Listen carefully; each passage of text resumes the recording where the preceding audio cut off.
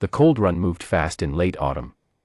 Harlan Dreyest knew this the way a man knows things he has lived beside for 30 years, not as a thought, but as a weight that sits low in the chest. He knew at the moment his son Pell did not come in for supper. He ran. The other men of Thornvale had already gathered at the bank by the time Harlan reached the river. Torches. Rope. 7 men standing at the edge of the black water, calling a boy's name into the dark and getting nothing back but the sound of the current. Olin the miller was already talking about riding to the next valley for more rope. Bram Ketterly kept walking the bank east, looking at the water as if it might answer him.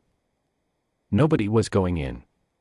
Harlan stood at the bank for exactly 10 seconds. Then he turned and ran the other way. He ran uphill. The ridge above Thornvale had one structure on it, a low stone cabin, built tight against the rock face, with a cedar door and no welcome sign. The valley did not go to the ridge. The valley did not speak of the ridge much, and when it did, it used words like the Orc's place and the thing up there, and best left alone. 20 years of that. 20 years of keeping the children away from the upper path, of mother's warning and father's shrugging and no one ever quite being able to say what, exactly, had happened to make everyone so certain the ridge was not safe. Nothing had happened. That was the truth, though no one said it plainly. Harlan was not a man given to speeches. He knocked on the cedar door, and when it opened, he said what needed saying. My boy is in the cold run. East Bend, near the old willow. I need help. Mara Stoneback looked at him. She was broad across the shoulders, iron gray braids wound close to her head, her skin the deep green of old river moss in the torchlight she held. She had eyes the color of cold amber, and she used them the way a hawk uses its eyes, not missing anything. She looked at Harlan Dreyest on her doorstep, a man she had watched from the ridge for 20 years, watched without speaking, watched the way you watch a thing you do not expect to ever directly concern you, and she took in the wet mud on his boots and the way his jaw was set and the fact that he was here, on her ridge, in the dark, alone. She had never had a man from Thornvale knock on her door. Not once. She took down her coat from the peg inside the door. East Bend, she said. Follow me. She moved fast in the dark. Faster than Harlan expected, and he was not slow for his age. She carried her torch low, the way a person carries a torch when they know the ground and the light is for others, not themselves. She knew every step of the path down from the ridge without seeming to think about it. She knew where the roots crossed the trail and where the loose shale began. When they reached the river path, she turned east without hesitating and started talking, not to him, exactly, but the way a person thinks aloud when their mind is already several steps ahead. East Bend runs deeper than it looks. Current kicks right in high autumn, there is a false slow stretch that pulls under just past the old willow. But there is a root snag in the gravel bar about 30 feet downstream of the willow, on the left bank. Deadfall cedar I anchored there 8 winters ago. If he went in at the bend, that snag is where he would catch. Harlan was quiet for a moment, running beside her. You anchored a root snag in the river, he said. I anchor them at 6 places along the cold run, she said. 12 feet of chain and 2 ring bolts each. There is no sense in pulling a boy out of a river if there is nothing to slow him first. He did not have words for that. He kept running. The men were still at the bank when Harlan and Mara came out of the trees. 7 torches. 7 faces that went very still when they saw who was with him. Bram Ketterly actually took a step backward. Olin the miller said nothing, which for Olin was remarkable. Mara did not look at any of them. 30 feet past the willow, she said, and she was already moving downstream, torch held out over the water, her other hand trailing along the bank brush to feel for the channel edge. Left bank. There. She heard it before anyone else, the sound of a small voice in water, 30 feet downstream and 4 feet below the bank edge, barely audible under the current noise. Pell Dreyest was there. Pressed against a tangle of anchored cedar root, both arms locked around the thickest branch, chin above the water, shaking so hard his teeth clicked. 9 years old and fierce about it, trying not to cry and doing only halfway well. Bram Ketterly had the rope out before Mara had finished the count, and the rope went down, and 2 men braced it, and Harlan went over the bank edge on his knees and got his hands on his son and held on. The men pulled. Pell came up over the bank edge muddy and soaking and furious in the way that frightened children get furious once they know they are safe, and Harlan held him against his chest and didn't say anything for a long moment because there was nothing to say that was worth the breath. The men stood around them. 7 torches. Nobody spoke. Mara had stepped back from the bank. She stood at the edge of the torchlight, coat dark with river mist, watching. Olin the miller cleared his throat. "The root snag," he said, not quite to anyone. "She said she put that there." Nobody answered him right away. Bram Ketterly looked at the river, then at Mara, then at the river again. "That bend has always run quiet," he said, slowly, like a man working out arithmetic. "I always thought it ran quiet because the channel," he stopped. 12 feet of chain, you said." 6 places, Mara said. "The east bend, the millhead curve, the narrows above the Ketterly pasture, the flat below the old ford, the drop at Ashrun Crossing, and the gravel reach behind the Drayest grain fields." A pause.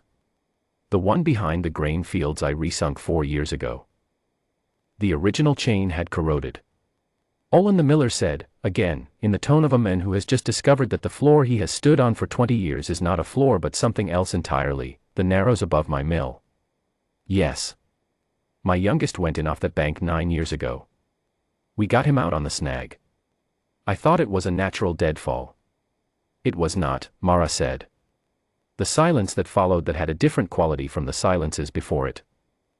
The 7 men of Thornvale stood in the dark at the edge of the cold run with their torches, and each of them was, in his own way, taking a quiet inventory of the river bends he had crossed and the children he had warned to be careful and the times he had heard of someone catching a snag and pulling themselves out, and reconsidering, quietly and without any fanfare, who had been looking after them. Harlan had gotten to his feet by then. Pell was wrapped in Bram Ketterly's coat. Bram had given it over without being asked, which was notable, and Harlan was standing in the grass with river mud on both knees and his boy at his side, looking at Mara Stoneback. He said, "Why?" She looked at him for a moment. Not a hard look.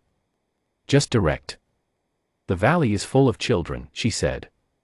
"Somebody ought to look after the river." Harlan nodded. The way a man nods when he has understood something that needed no further explanation. "Come to supper," he said.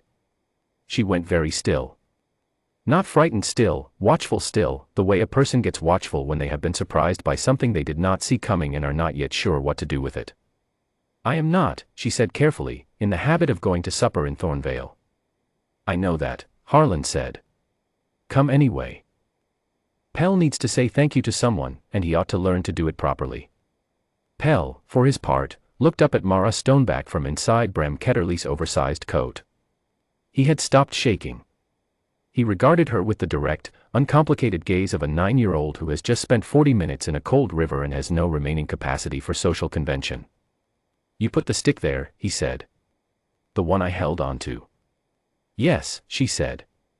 "That was a good idea," he said. Something shifted in Mara's expression. Not a smile exactly, not the kind that belongs on a face that has had no practice at them. But something warm moved through it.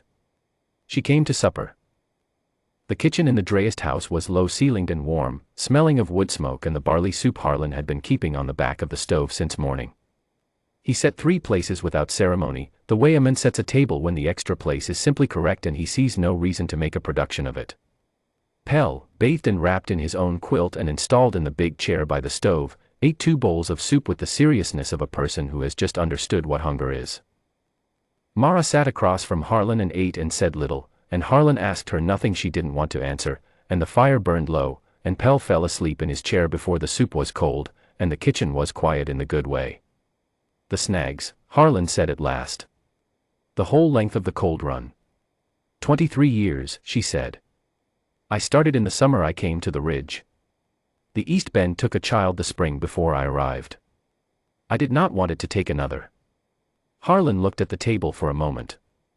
"We did not know." "No. We should have asked." She was quiet.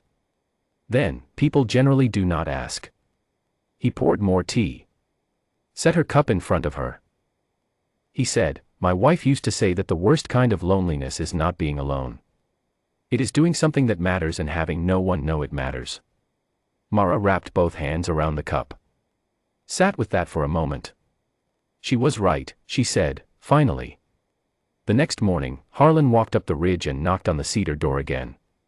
He brought a sack, flour, dried venison, 2 jars of the apple preserves his sister-in-law put up every fall. Not a gift exactly. More like a correction. Mara opened the door and looked at the sack. I don't need. I know you don't, Harlan said. I brought it because it's the right thing. There's a difference. He set the sack down on her step. Also, I want to show you where the east pasture fence line is running wrong. If you ever need, he paused, plain-spoken as always. If you ever need anything from the valley, I would be grateful if you came to me. She looked at him a long time. The morning was cold and clear, and the cold run was a silver line below them in the valley, running quiet the way it had always run quiet. All right, she said. That winter, Pell Drayest could be found on the ridge on Sunday afternoons, learning the names of things, the winter birds, the river plants, the way the ice formed differently on the channel edges versus the still water, the 6 places along the cold run where the chain bolts went down and why. He was a serious student. Mara was a more patient teacher than she had expected to be. By the time the first thaw came, the men of Thornvale had found the chain bolts at the Narrows and the Millhead Curve and the Ashrun Crossing, and 3 of them had replaced corroded links on their own, quietly and without announcement, the way men do things when they have understood that a debt has been owed for a long time. Olin the miller built a small shelter above the east bend in early spring, just a lean-to, roofed in cedar shingles, with a bench inside. Not much. But somewhere dry to sit when the river needed watching and the weather was cold. He did not put a name on it. Mara did not ask him to. Some things are said better by the doing. The valley would never be exactly what it had been before that October night, the night a man had climbed a ridge with mud on his boots and knocked on a door that had never been knocked on, and asked a simple question without fear, and the whole shape of Thornvale had shifted on its foundation without anyone seeing it happen. By the following autumn, there was a second path up the ridge. Worn in by feet, not carved by tools. It ran from the Drayest farm gate straight up to the cedar door, and the children knew it as well as they knew any path in the valley. Harlan had not planned that. But he had, in the beginning, knocked on the door. And some things, once started, find their own way to where they were always going. Mara Stoneback, who had kept the river safe for 23 years in silence, who had never once been thanked or asked or invited or named, learned, slowly, what it felt like to be known.